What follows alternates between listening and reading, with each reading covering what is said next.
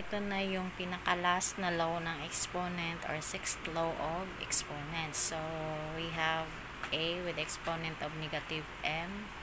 Kapag ganito, negative yung exponent natin, ibababa natin yung m para maging positive. Gawin natin 1 over a to the m. So, for example, if we have the quantity of x with exponent of 4, tapos mayroon pa tayong exponent sa labas, ang gagawin natin, apply na muna natin yung second law of exponent. Siyempre, i-multiply na muna natin ang mga exponent natin. So, negative 4 times 3 is negative 12. So, dito, ito na yung a natin, tapos yung m natin is negative 12.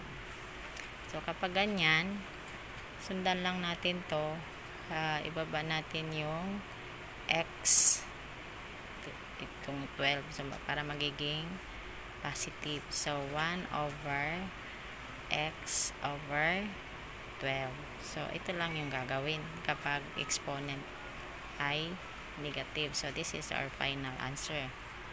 For our next example, we have t cubed times t with negative 5. So, kapag ganito yung ating given, i-apply na muna natin ang first law of exponent, yung multiplication.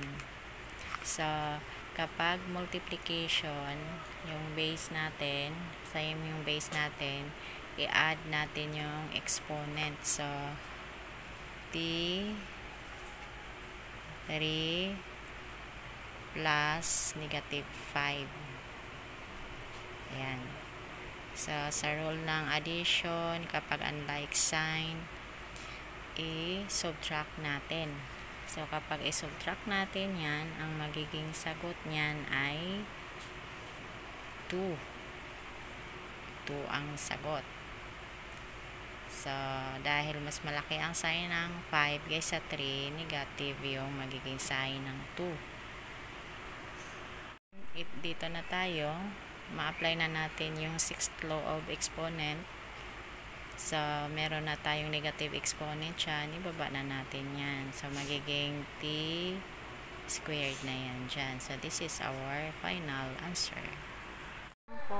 Thank you for watching. Bye!